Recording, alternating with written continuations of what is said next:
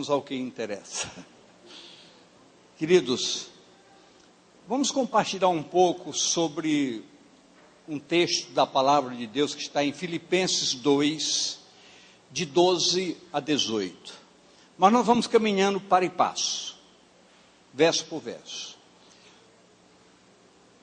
Filipenses 2,12 diz o seguinte: de sorte que, meus amados, assim como sempre obedecestes, não só na minha presença, mas muito mais agora na minha ausência, assim também operai a vossa salvação com temor e tremor.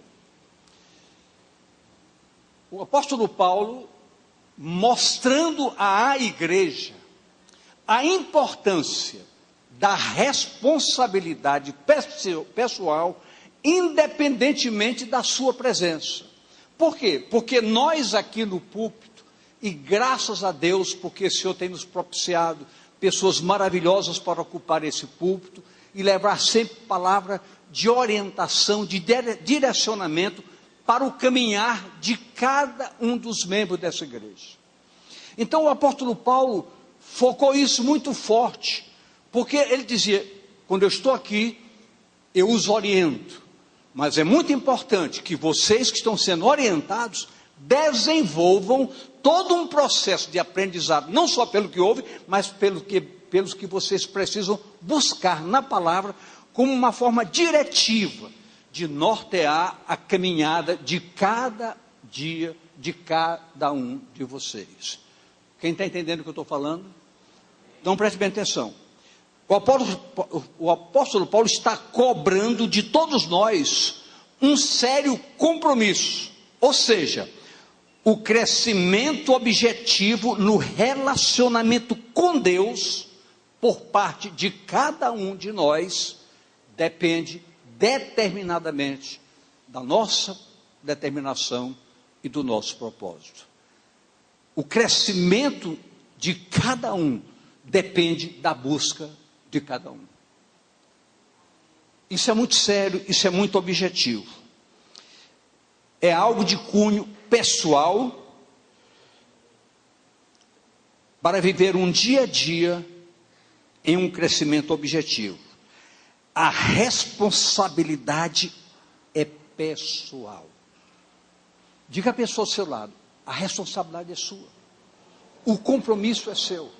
Nós nos preocupamos, nós ficamos ligando, preocupados com as pessoas, porque quando nós não vemos as pessoas, nós ficamos preocupados, nós não estamos sabendo como é que a vida dela está, e nós gostaríamos de acompanhar, não impondo diretrizes para vocês, mas mostrando e desejando que cada um cultive esse crescimento pessoal.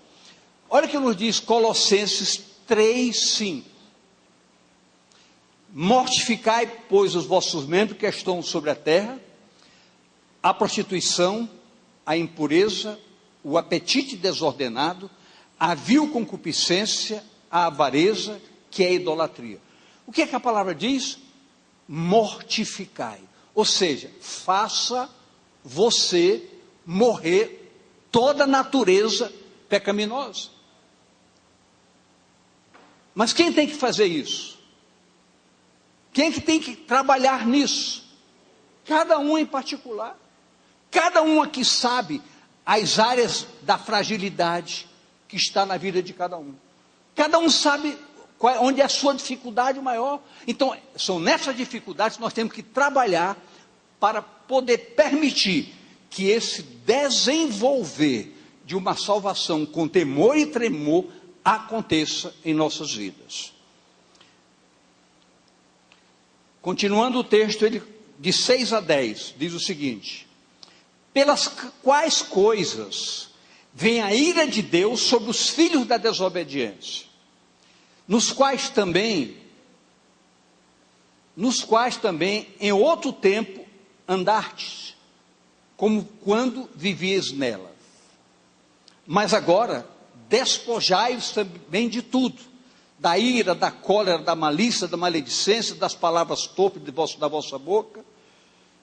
Não mentais uns aos outros, pois já vos despiste do velho homem com os seus feitos, e vos vestiste do novo, que se renova para o conhecimento, segundo a imagem daquele que o criou. Então, a palavra está mostrando essa responsabilidade pessoal, esse desenvolvimento que deve ser trabalhado com muita seriedade da parte de cada um de nós. Querido, ninguém pode esperar crescer só pelo que ouve. Eu vou prosperar porque eu vou para crescer. Você vem, você ouve, você anota o que você ouve ou pede gravação, mas quem tem que trabalhar, construir todo um processo de entendimento, de desenvolvimento, é cada um de nós. A nossa responsabilidade, o nosso compromisso é não fugirmos dos princípios da palavra, trabalharmos com a palavra como ela é, mas o compromisso de prosperar em tudo isso é de cada um de nós. A responsabilidade é pessoal. Todas as diretrizes da palavra sempre evidenciam uma ação pessoal. A ação da igreja precisa levar todos os discípulos a uma tomada de consciência, além de cooperar na dinâmica de apoio para que toda a coletividade seja abastecida. Essa é a nossa responsabilidade. Por que nós nos preocupamos com o trabalho de crianças, com o trabalho de adolescentes, com o trabalho de jovens, com o trabalho de casais, com o trabalho de mulheres, com o trabalho de homens? Procuramos trabalho da família. Por quê? Porque é o nosso compromisso, a nossa responsabilidade permitir que todos tenham acesso a como fazer, a como trabalhar mais. Nós estamos cansados aqui, queridos, de trabalhar com casais, conversar, orientar. Poucos dias depois, se separaram. Nós não somos responsáveis por isso. Nós mostramos que o que Deus une, o homem não deve separar. Mas ninguém impõe isso para ninguém. A responsabilidade é de cada um em particular. O verso 13 do capítulo 2 de Filipenses diz: porque Deus, preste bem atenção, Deus é o que opera em vós, diga em mim, tanto o querer como o efetuar segundo a sua boa vontade. Ora, se eu sei que Deus é que faz isso, a quem eu tenho que buscar para operacionalizar todo esse processo que me leve ao aperfeiçoamento da minha salvação? Eu devo buscar a quem? Quem tem que buscar a Deus? Cada um em particular. Queridos, isso nós não estamos normatizando, nós não estamos buscando formas, nós estamos dizendo o que é a verdade. A verdade está estabelecida. E graças a Deus, porque nós temos esse compromisso de falar-lhes a verdade, de não enganar ninguém. Tem gente que passa 1 ano, 2 anos, 3 anos, 4 anos, 5 anos, dentro do templo, e parece que nunca aprende. Parece que só dá para marchar ré. Queridos, escute o que eu vou dizer para você. Quem busca, acha. Quem pede, recebe. Quem bate, abre. Então, essa é a palavra. Essa é a palavra.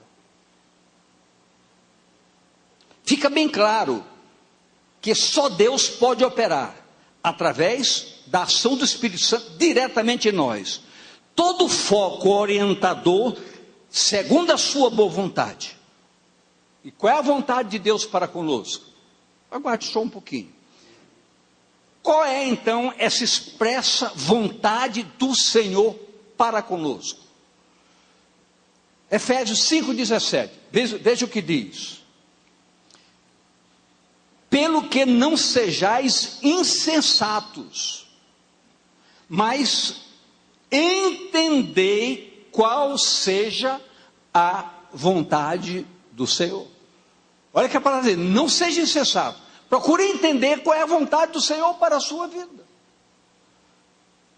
1 Tessalonicenses 4:3.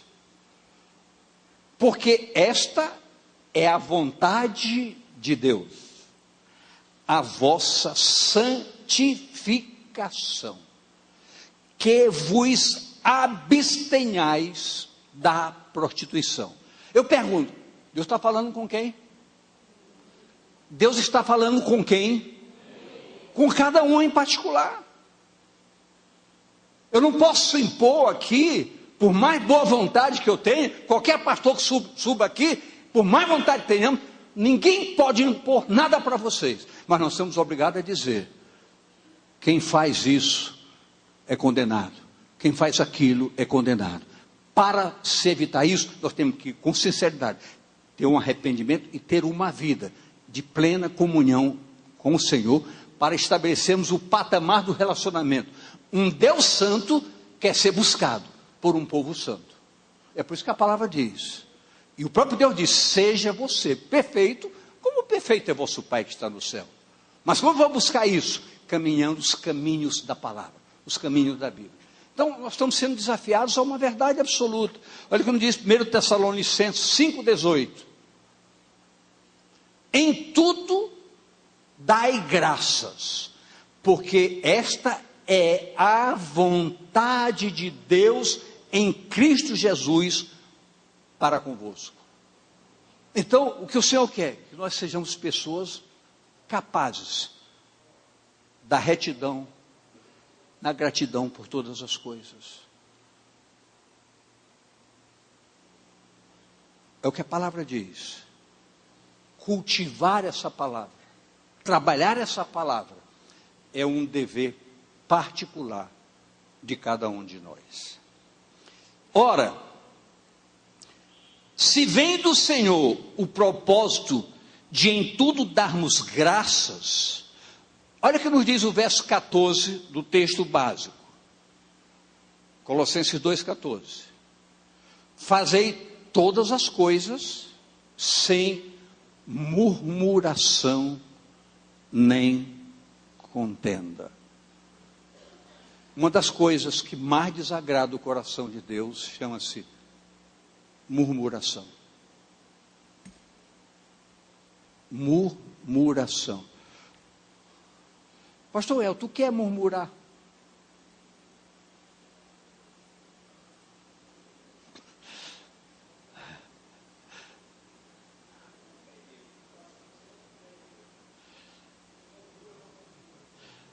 Ele está dizendo que um dos sintomas da murmuração é a falta de confiança em Deus. Quando a palavra diz, fazei todas as coisas sem murmuração, significa, faça tudo com um propósito. Faça tudo de maneira determinada. Porque a murmuração impede a ação da graça de Deus em nossas vidas. É um bloqueio extremamente perigoso para todos nós. E tem pessoa que acorda murmurando, dorme murmurando, e se você for ficar observando, ela sonha murmurando. Tem gente que gosta de murmurar por tudo, essa porcaria, isso não vai dar certo. Quer dizer, a pessoa não faz porque não vai dar certo.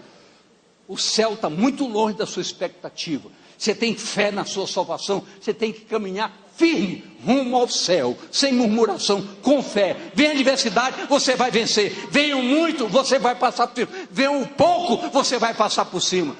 Deus é a sua fonte de esperança, de vitória e de uma caminhada correta. Não tem que murmurar. Tem gente que murmurou por causa da chuva. Tem gente que está pulando por causa da chuva. Queridos, em tudo dê graças. Graças a Deus porque nós estamos aqui nesta noite. Graças a Deus. Amém, queridos? Fazem tudo sem murmuração, sem contendas. Isto é extremamente desafiador para todos nós. Desafiador de que maneira? Porque cada um aqui vai olhar para si e reconhecer o que faz ou o que não faz. E hoje você pode decidir mudar muitas coisas na sua vida. É uma questão de quê? De um posicionamento pessoal.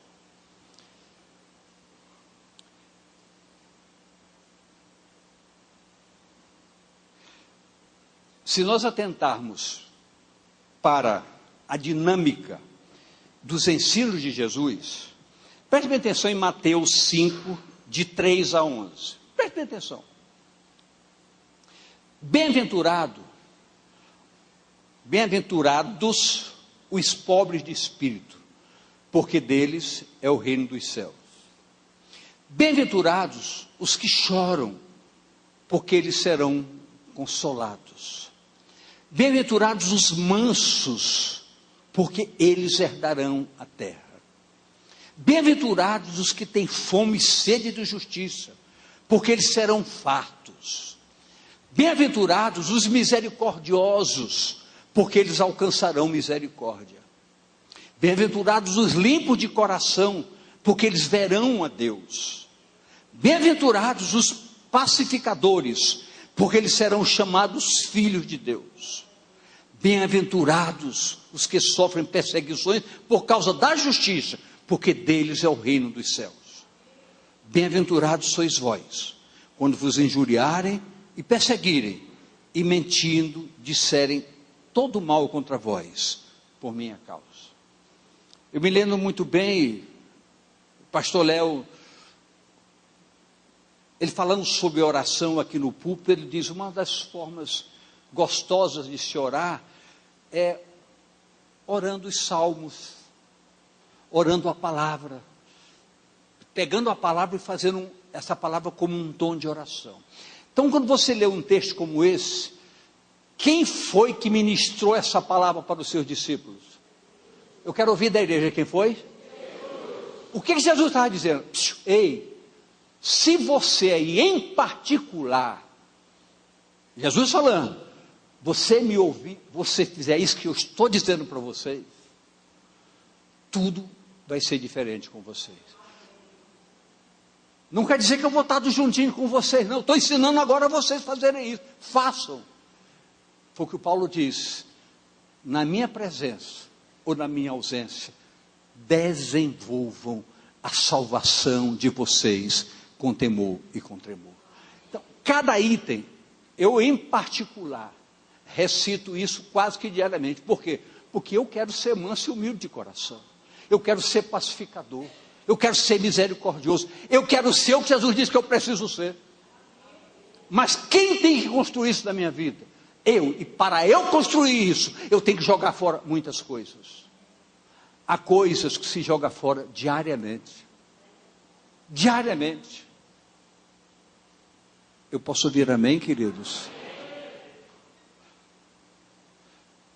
Quem tem coisas aqui que ainda precisa jogar fora? Queridos, é verdade. Só que o tempo corre. É tempo de vencer o tempo. E assim por diante. Na caminhada de Jesus para Jerusalém, um fato foi destaque. Veja, está escrito em Lucas 9, 51 a 55. Esse fato é interessante. Pense em você agora. Não pense só em você. E aconteceu que, completando-se os dias para a sua assunção, manifestou o firme propósito de ir a Jerusalém.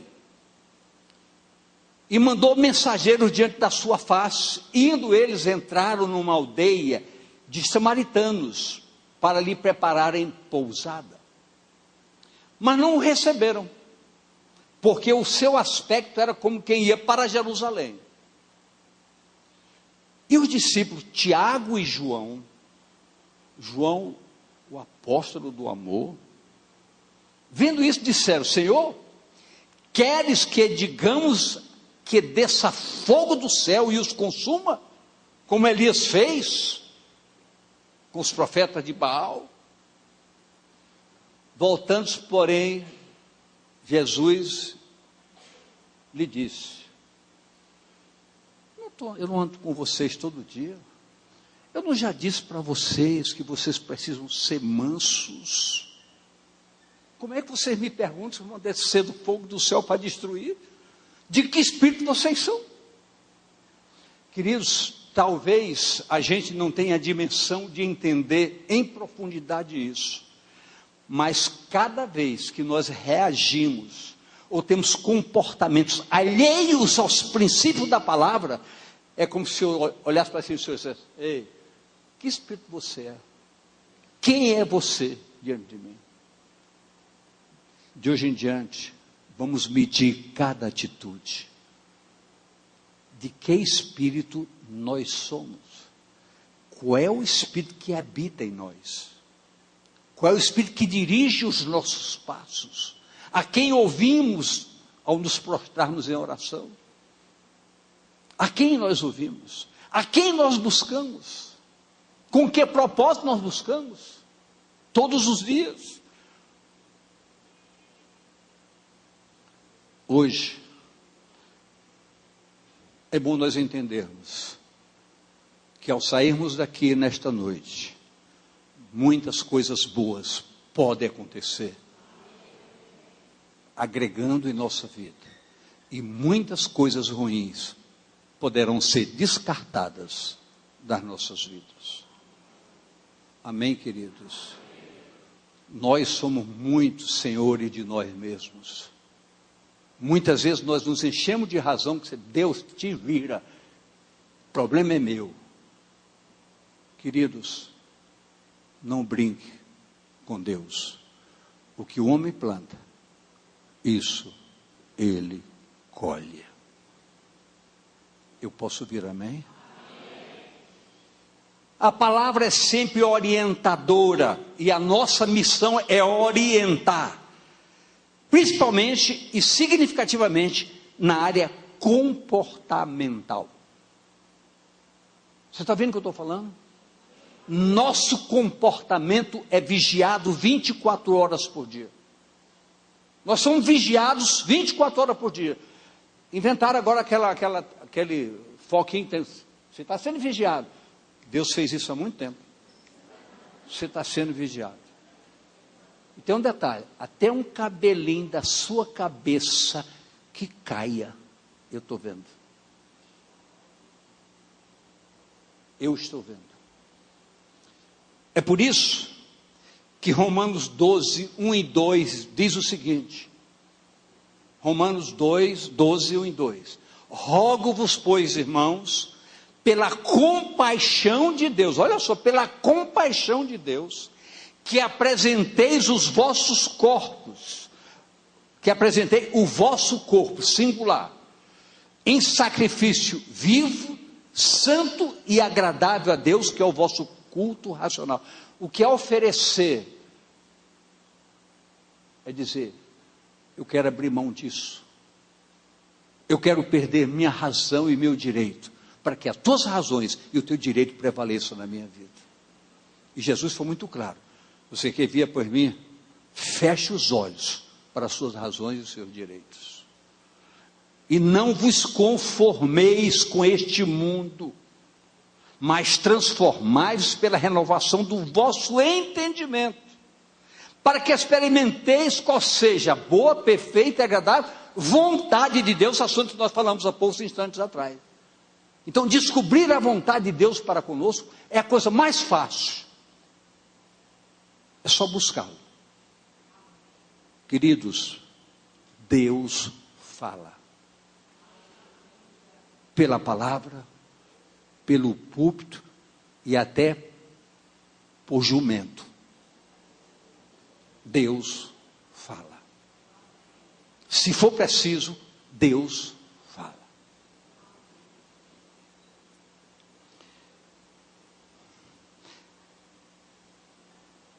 Mas tudo esse texto fala sobre transformação. Sobre o quê? Então escute bem. 1 Coríntios 15, 51. Eis aqui vos digo um mistério. Na verdade, nem todos dormiremos, mas todos seremos transformados. A transformação é singular, inigualável.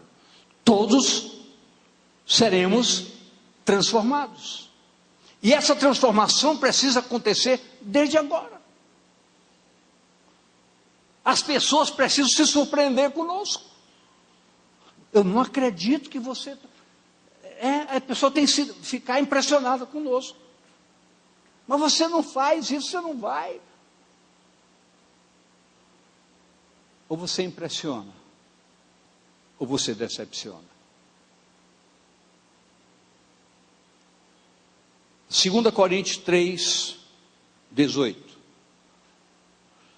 Mas todos nós, com cara descoberta, refletindo como o espelho a glória do Senhor, somos transformados de glória em glória, na mesma imagem, como pelo Espírito do Senhor. O Espírito é dado para nos ensinar todas as coisas. E a palavra diz que cada dia, de glória em glória, cada dia nós vamos sendo moldados, transformados, adequados à fisionomia do reino. Por quê? Porque a resplandecência da glória do Senhor precisa se manifestar em todos nós. Não quer dizer que o nosso rosto vai brilhar como o de Moisés. Não quer dizer que o nosso cabelo vai levantar. Não. Na simplicidade de nossas atitudes, a glória do Senhor se manifesta. Talvez em pequenos gestos, pequenas palavras. Mas quando alguém se preocupa com você, é porque ama você. É porque quer você diferente, transformado. Verso 15 do capítulo 2 de Filipenses. Para que tudo isso? Diz a palavra, para que sejais irrepreensíveis e sinceros, filhos de Deus, inculpáveis, no meio de uma geração corrompida e perversa, entre o qual resplandeceis como astros no mundo. Agora eu pergunto, a palavra está dizendo, diante de uma raça contaminada, de uma situação absurda que se vê lá fora, a Bíblia diz, não fujam disso, brilhem no meio disso. Queridos, só vidas transformadas podem fazer diferença no meio de uma geração pervertida. Só vidas transformadas. Vidas que façam diferença verdadeiramente. Pelas suas atitudes, pelos seus comportamentos, pela sua maneira de ser. Nós não podemos ver uma igreja dizendo, aqui está o povo santo do Senhor. Se você compra, não paga. Se você pede, não devolve. Se você mente, se você trai, se você engana. Nós temos que ser diferentes. Nós somos transformados do pecado, das trevas para a luz. Ninguém pode brilhar se a luz, que é a presença do Senhor, não estiver em nossas vidas. Ser diferente é fazer diferença. Nada, a palavra diz nada pode impedir a jornada dos servos do Senhor. Nada.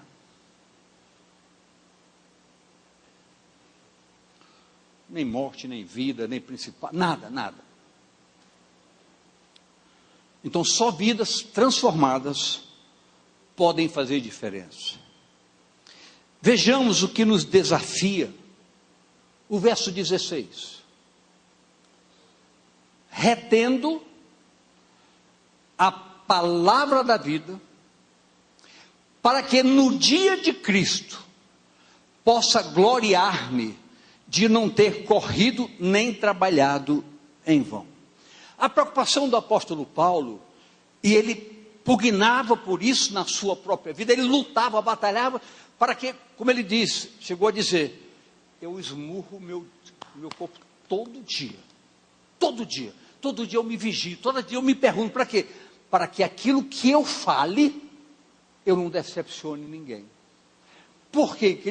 Eu quero que essa palavra ministrada, orientada, possa ser retida por cada um, para que cada um seja um reflexo de que aprendeu, colocou em prática e vive os efeitos práticos dessa palavra.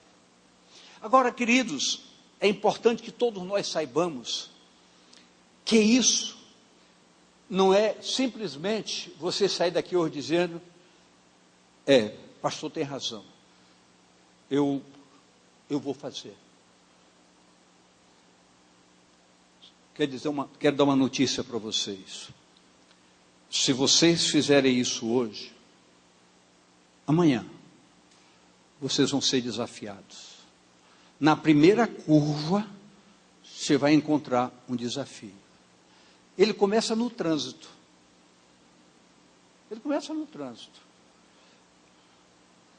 Foi o pastor Elton que falou aqui uma vez, dizendo, no trânsito, lhe dão um dedo, insultam sua mãe.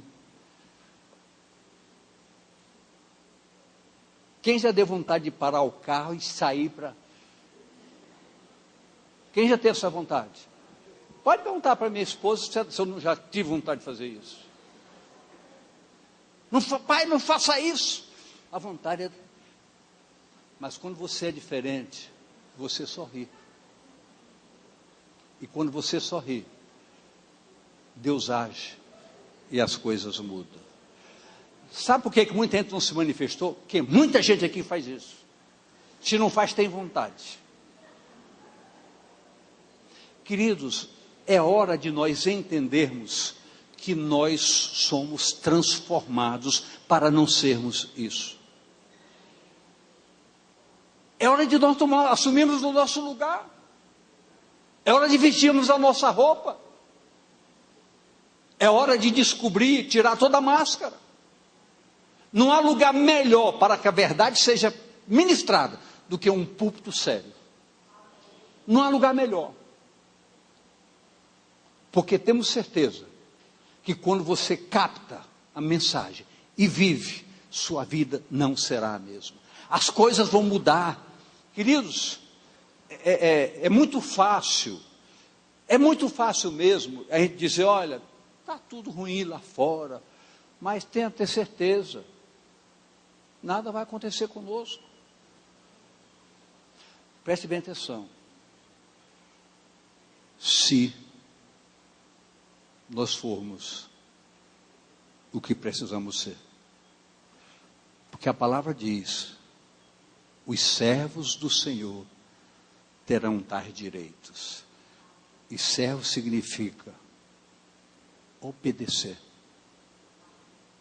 cumprir, fazer, viver. Quem está me entendendo, por favor? Queridos, não é um desafio, é o estabelecimento de um propósito, porque é o desejo do nosso coração ver essa igreja resplandecendo em glória para valer. Cada lar sendo um lar extraordinário, um lar feliz, um lar agradável. Para isso, temos que abrir mão de muitas coisas. Amém, queridos?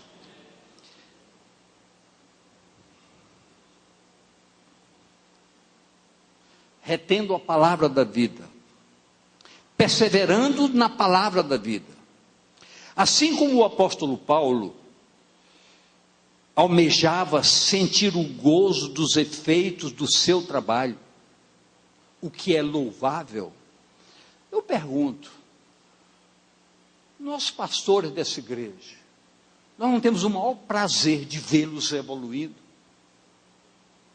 Queridos, entendam bem, vocês são para nós uma família. Nossa família espiritual. E nós como pais espiritual, queremos ver os nossos filhos com sucessos espirituais. filhos obedientes, dedicados, zelosos, que pagam o preço pela dignidade de vida. E a palavra diz que nós temos essa responsabilidade. Diz até que nós vamos dar conta diante dele da nossa fidelidade para com a palavra ministrada como verdade para a vida de vocês. Eu já disse aqui, eu vou repetir. Eu até me lembro porque eu estava no Hospital Belém, uns 15 dias atrás, aí esse irmão chega, me viu, sentou do meu lado. Aí eu me lembrei bem desse dia, quando eu liguei para ele, dizendo que eu nunca mais lhe vi, sinto sua falta. E ele me disse: o que o senhor tem a ver com isso? Eu vou se eu quiser. Engoli, sem tempero, sem água.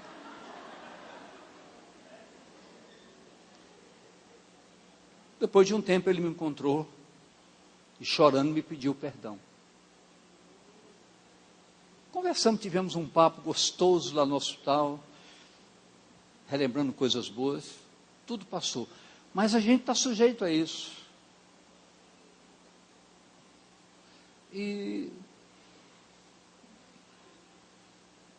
Mas temos que fazer. Sabe por quê? Porque respostas piores do que essas, todos nós já demos para o Senhor nosso Deus. Todos nós já demos. Nem por isso Ele deixou de ser nosso Deus e de estar aqui conosco, nos abençoando nesta noite. Nem por isso. O pastor Paulo almejava isso. Ver os efeitos de suas ministrações trabalhadas, oradas, para ver um povo transformado. Precisamos todos nós, com determinação e propósitos sinceros diante de Deus, ter esse evidente ou esse ardente desejo de que a palavra santa exerça em cada um de nós um poder transformador, através do qual nos permita um testemunho de vida que venha efetivamente se enquadrar nesse texto que todos aqui sabem de cabeça. Quer ver? Não coloque na tela, por favor. Recitem aí.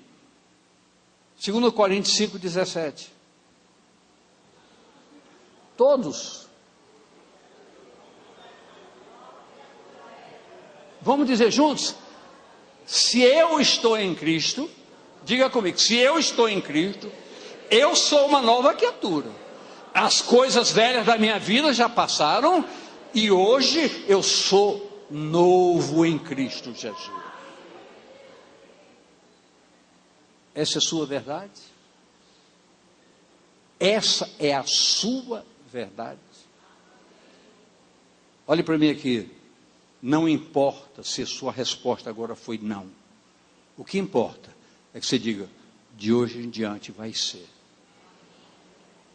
Porque nós não perdemos a esperança de que tudo pode melhorar na sua vida. Nós não temos dúvida disso. Nossa expectativa, nosso desejo, o prazer nosso é que isso aconteça. Que essa seja a sua e a nossa história. E por fim os versos 17 e 18. 17 e 18. E ainda que seja oferecido, preste bem atenção, e ainda que seja oferecido por libação sobre o sacrifício e serviço da vossa fé, folgo e me regozijo com todos vós. Ainda que eu precise, Paulo dizendo, ainda que eu precise morrer para que vocês sejam salvos, eu farei isso com prazer. Paulo disse isso. Só um pastor aqui para dizer também. Paulo disse isso, queridos. Tal era o desejo do seu coração. Ninguém vai aqui com hipocrisia dizer, não é isso, queridos. Mas um preço que a gente tem pago. A cada dia, para que isso aconteça, tenham certeza que é um grande prazer em nossos corações de ver isso acontecer na vida de cada um de vocês. Olha o verso 18. E vós também regozijai-vos e alegrai-vos comigo, por isso mesmo. Então Paulo diz, olha, se alegrem comigo, porque eu estou sendo sincero em ministrar essa palavra. E eu digo o que Paulo diz, se alegrem comigo, porque é com muita alegria que eu transmito essa palavra para essa igreja, para que o Espírito Santo possa agir, possa trabalhar na sua mente e no seu coração, e você tome posse de um propósito, de um projeto de vida que leve você a experimentar as delícias de uma comunhão sincera e de uma vida plena de relacionamento com o Senhor, todos os dias, através da oração e da palavra. Vamos ficar de pé.